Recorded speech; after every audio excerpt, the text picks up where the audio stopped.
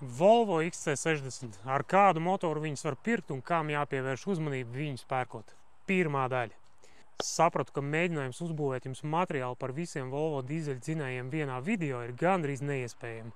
Tie modeļi un variācijas, kuros viņi ir salikti, mainoties kilovatiem, cilindru skaitam un burtiem uz pakaļas, ir pārāk daudz, lai es varētu kaut cik konstruktīvi un saprotami jums to visu pasniegt. Tāpēc iesim to ceļu savādāk. Vienkāršāk un konkrēti pa modeļiem. Un šodien kā reiz pirmais modelis Volvo XC60 pirmā paudze facelifta modelis. Nākotnē noteikti tiksim skaidrībā arī ar visiem pārējiem modeļiem. Jo jūs meklējot tos auto ļoti bieži šaujat galīgi greizi. Gan ar motoru izvēli, gan citiem mezgliem. Tāpēc, ja tu nākotnē plāno iegādāties auto, var gadīties, ka tev šis kanāls palīdz ietaupīt pat vairākus tūkstošus eiro. Tos tūkstošus, kurus mēs pa visiem šiem gadiem jūsu vietā esam iztērējuši. Dažiem no jums noteikti ir jautājums, kā tas ir iespējams un kas es vispār esmu. Ja mēs tagad sēdētu sasādušies tādā mazā aplītī, ar tādām mazām somiņām pie krūtīm, tad droši vien tas skanētu tā: mani sauc Nils un es esmu Perikups. Bet labi, pietiks lirikas, ķeramies pie lietas. Volvo XC60, pirmā paudze, pirmais facelifts, visi dīzeļi līdz 13. gadam. Sāksim ar pilnpiedziņu. Iesaku jums rūpīgi izvērtēt viņas nepieciešamību, un vai tiešām tev viņi tik ļoti vajag. Es zinu, ka daudz no jums domā, ka viņiem viņu obligāti vajag, pie kam daļai nemaz pašapziņa neļaus nopirkt viņu bez tās pilnpiedziņas. Un kā tur ir? Nebūs nērti, ka kaimiņam būs pilnpiedziņa, a tev tikai priekšpiedziņa. Es tās saucu par pašapziņas un mentalitātes problēmām. Tos Volvo parasti pērk pieauguši cilvēki, bet tie gājieni reizēm ir tā kā studentiem, kurš pērk savu pirmo BMW. Tur, protams, man nekādi jautājumi nav. Tur viss ir skaidrs. Pirmās dāmas, status nostiprināšana savās aprindās un viss pārējais. Bet Volvo XC60, XC90 man tur blakus kā reiz stāv. Pieauguši cilvēki. Bet tas, ko es esmu novērojis, ka lielai daļai to pilnpiedziņu vajag tikai šeit. Un dēļ tam pāris reizēm, kad viņi tiešām ir vajadzīgi, diez vai ir vērts ikdienā maksāt par visām tām Haldeksa apkopēm, remontiem, lielāku patēriņu. Jo ņem vērā, ka pilnpiedziņai tas patēriņš uz katriem 100 kilometriem noteikti būs vismaz kāds pāris eiro lielāks nekā priekšpiedziņai. Un vidusmēra latvietim, kurš brauc vidēji tos 15–20 tūkstošus gadā, tie būs stabili 500 no ģimenes budžeta. Bet to jau jūs parasti nerēķināt, vai ne? Piekam zinot, ka jums tāpat tur pusēši lices aprautas, Haldeksam sūkņi miruši. Ir pat redzēts, ka vienam otram turpat kardāns ir demontēts. Tādam parasti palienot zem mašīnas, visā krāšņumā var redzēt, cik tā pilnpiedziņa viņam bija vajadzīga, vai cik ļoti tu biji gatavs to mezglu uzturēt. Ja tu ar tādu jau nopirki vai tev iesmērēji, tad zini, ka tu iegādes procesā pieļauj kādu kļūdu. Nekas, nākošais būs uzmanīgāks. Īpaši, ja sekos šim kanālam. Kaut kur te noteikti kaut kāda poga, kur tu vari nospiest abonēt. No to kardāna slimību īstenībā slimo vairāk tie XC90 nekā XC60. XC90 mēs īstenībā vairākiem esmu redzējis, ka tas kardāns jau ir demontēts. Bet labi, par XC90 kādu citu reizi. To mēs noteikti arī paraustīsim. Protams, es pilnīgi saprotu tos, kuriem ir kaut kādi dziļāki lauki, kupenas, medības, par tiem man nav nekādi jautājumi vispār. Bet kāpāt viņi pa pilsētu, lai 3 reizes gadā aizbraukt sēnēs vai uz copi? Nezinu. Vairumā gadījumu tev pilnīgi pietiks ar augstāku klīrens, ar ko es domāju XC60 problēma nav, un labām riepām. Uzliekat labas riepas, pilsētā jums absolūti nekas cits nav vajadzīgs. Priekš kam to pilnpiedziņu? Kārbas. Te man baigi daudz nav ko stāstīt. Ja mehānika un vēl ar priekšpiedziņu, bezriska grieziens, reku kā reiz tas gadījums. Divmasnieks ir sliktākais, kas ar tevi var notikt, un tu mierīgi tiks cauri ar 3 ciparu skaitli. Piekam pa to naudu tu uzliksi pilnu sajūgu komplektu ar visu sajūga disku, kurvi, spararatu, izspiedēju, un tai 1000 tu iekļausies pat ar visu darbu. Esat ļoti uzmanīgi ar restaurētajiem spararatiem. Kantoru vārdā nesaukšu, bet man ir baigi sūdīgā pieredze ar vienu sajūgu restaurātoru Rīgā. To es vairs nedaru. Liekam jaunu, un tur ir droši, ka viss būs kārtībā. Piekam tā mehānika savienojumā ar pareizo motoru un priekšpiedziņu, tur nav gandrīz nekas, kas tev varētu pārsteigt ar 4 ciparu skaitli. Te mēs pasveicināsim visus N sērijas motoru piekritējus. Lai arī daudziem Volvo īpašniekiem ir tā zeķa līdz celim, bet viņiem parasti mājās ir vēl viens tāds pats zeķu pāris, kurā jau stāv ielikts viens pusmēnesis Emirātos, 5 zvaigznēs piekam, kamēr tu krāji naudu šālēm. Ir jau skarbi, bet neko darīt. Piemērs ir dzīves. Lai gan es neticu, ka kāds bembists varētu sev tā pazemot un šito video noskatīties tik tālu, lai to visu dzirdētu. Nu, mēs te tomēr pa Volvo runājam. Bet joku pēc jūs pēc tam komentāros paskatāties, cik viņi te bija. Drosmīgākie gan jau atzīmēsies. Labi, laižam tālāk. Automāti. Ar tiem mums baigi galva nav sāpējusi. Ja ar pirmās paudzes XC90 dažas reizes esmu patērējies, tad ar XC60 baigi nav sanācis. Parasti tiekam cauri ar kārbas eļas maiņu un adaptāciju. Bet, kā jau teicu, tas, ka mums nav bijušas problēmas, nenozīmē, ka viņu nav vispār. Un tas, starp citu, attiecās uz visu. Ne tikai uz automātiem un ne tikai uz Volvo. Nu re, un ilgi gaidītie motori. Pirmās paudzes, pirmais facelifts. Visi XC60 līdz 13. gadam. Patiesībā tur viss ir salīdzinoši vienkārši, jo viņos visos nāk saprotami 5 cilindru motori ar labu reputāciju. Ir tur, protams, savas nianses un kaut kādas izmaiņas, bet kopumā nekas dramatisks. Biežākās problēmas, kas viņas parasti visas apvieno, ir graboši kompensatori, kurus es faceliftā īstenībā baigi neesmu piefiksējis. Mūžīgi tekošās vārstvāku blīvas un beigtiem motoru spilvaņi. Bet salīdzinot ar dažiem nākošās paudzes motoriem no 13. gada uz augšu, jums tas viss liksies kā ziediņi. Tātad visi motori līdz tam 2010. gadam būs ar 2,4 litru tilpumu un 5 cilindriem. Pirmie gadi nāca ar 120 kW un 136 kW, bet to pirmo 136 kW motoru tu faceliftā vairs nesameklēsi, kā šeit. Un tagad pats galvenais – D5 virs 2010. gada, jo ap to 2010. gadu to 136 kW D5 motoru jau nomainīs 151 kW motors. Un te tagad gan pierakstiet blociņā un atceraties uz visiem laikiem. Tas ir biturbo motors. Visi D5 virs 10. gada vairs nav parasti motori ar vienu turbīnu. Viss, punkts, atceraties to. Tie vecie krampi, kur man te nāka klapēm uz acīm un prasa tos D5 motors, viņi nav izārstējami. Viņi domā, ka ja tas viņa vecais otrās paudzes V70 ar 120 kW D5 motoru ar leģendāro melno vāku bija gatavs kalpot viņam, līdz tas vāks viņam pašam beigās uzkrīt virsū, tad viņš meklējot nākošo jau domā, ka ar visiem pārējiem D5 motoriem viņš dzīvos tikpat bezrūpīgu dzīvi. Pasakiet lūdzu tiem veciem, ka tā nebūs. Mani viņi neklaus.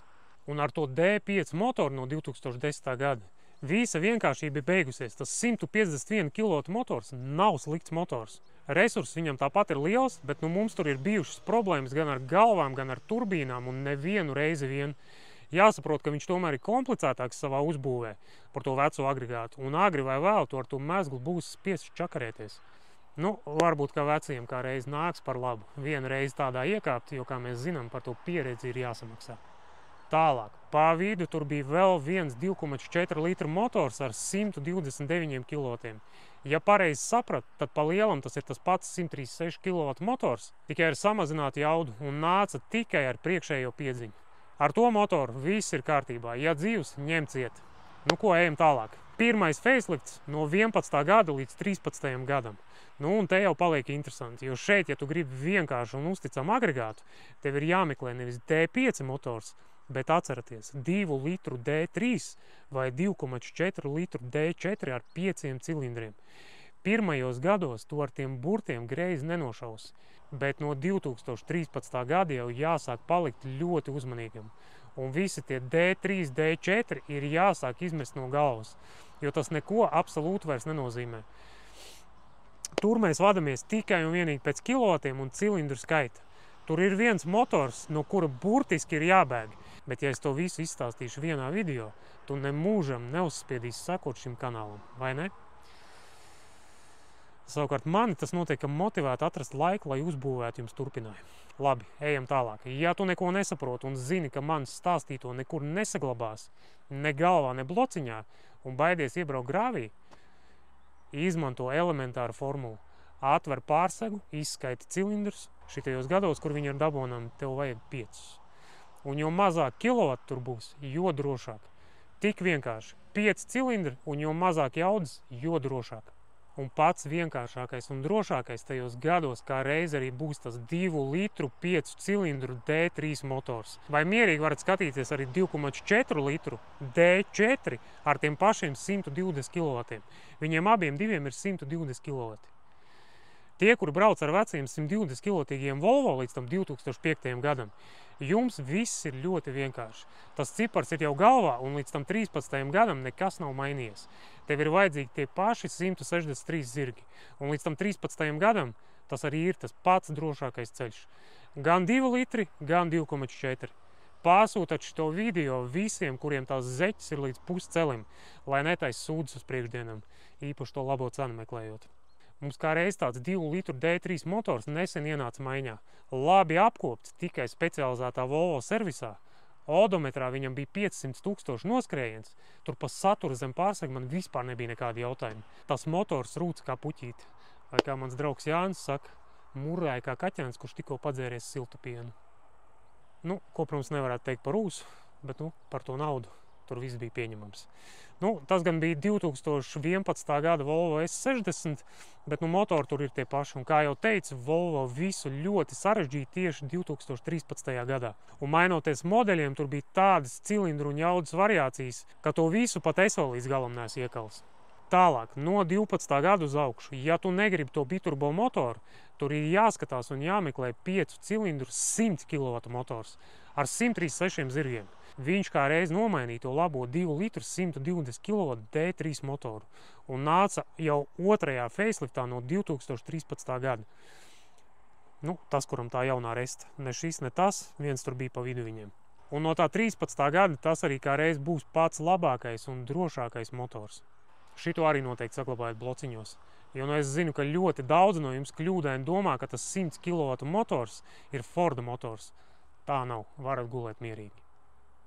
Es domāju, ka tagad jūs saprotat, kāpēc to video par tiem Volvo tik ilgi nevarēja uztaisīt un kur vēl aptvert vienā gabalā. Jo tos visus modeļu motors un variācijas viņu ir par daudz. Pie kam mēs pat vēl pusē neesam tikuši ar tiem XC60 un cik variants jūs jau izskaitījāt. Tā, bīdamies tālāk. 2013. gads uz augšu, te jau sāksies trilleris.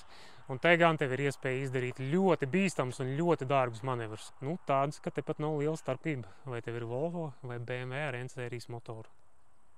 Pie kam īpaši viegli uzrauties uz viņu tev būs tad, ja tu meklēsi to labo cenu un to pilno komplektāciju. Bet, lai izrunātu visus šos jautājumus, te gan man vajadzēs jūsu iesaistu un jūsu atbalstu. Ja tevi interesē arī turpinājums, tev būs man jāpalīdz tāpat, kā es šobrīd palīdzu tev.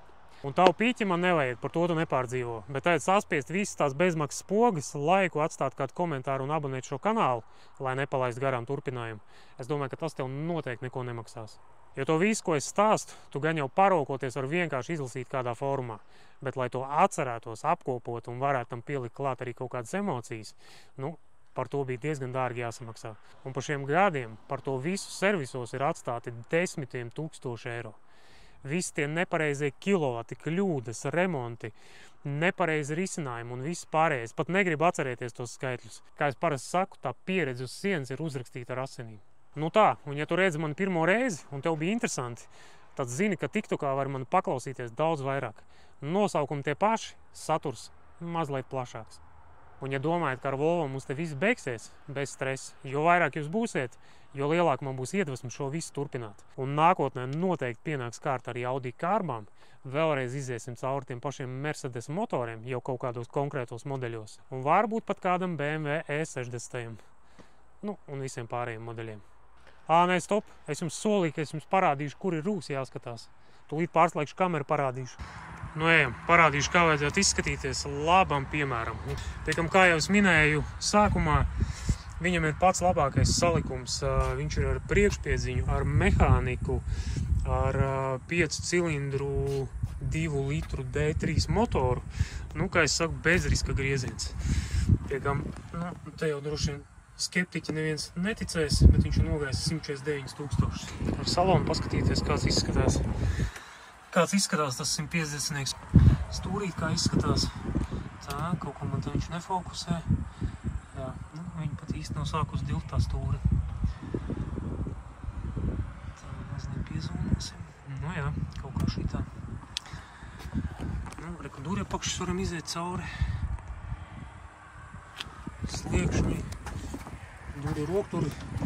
Tos, pa kuriem es jums pats stāstīju. 1, 2. Šeit ailis, Tātad, jā, atceramies, jā, šito stūru noteikti paskatāmies. Pati vājākā vieta visiem. Ārpus stūris jūs paši noteikti mākat paskatīties. Šitās vietas man kaut kas prasīja, lai noteikti nofilmē, kā izskatās. Vai šeit nav rūs. Kā redzam, te viss ļoti smuki. Tā, otra puse tieši tāpat varam apskatīties. Ārpus stūrīši.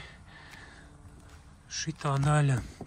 Dūri rokturis 1, dūri rokturis 2 un priekšējais spārns. Smuki izskatās, vai ne? Te aiz amortizatori arī viss ir ļoti jauki. Tā kā jā, 2 litri, 5 cilindri, 1 turbīna, priekšpiedziņa, mehānika. Es saku, te nav nekas tāds, kas te varētu pārsteigt uz kaut kādiem vairākiem tūkstošiem eiro. Dārgākais, kas te ir, tas noteikti ir motors, bet, zinot tā motora resursu, pie normāliem apstākļiem, viņam brīvi vajadzētu noiet kāds 500 000 kā minimums. Un ja te šobrīd ir 149, tad te droši vien, ka braukt un braukt. Tā kā tā, labi, vēlreiz parādīšu salonu no otras puses. Tā, pielaidīsim mazliet tuvāk.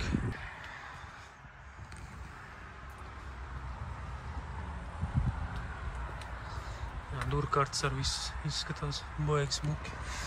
Šitik dzīvs kaut kādu laiciņu atpakaļ bija viens automāts, bet mehānika šitik staltu ļoti sen neesmu redzējis. Tie, kas maiņā brauc, un tie, kas Latviju redzējuši, protams, tur ir tā bilde parasti daudz bēdīgāk, bet, arī Vācijā viņi vairāk nepaliek. Piekam tai mašīnai jau ir cik 13-14 gadi. Tā kā tā, ja kādam aktuāls šāds modelis vai vispārējie, zintarzemauto.lv. Paldies visiem!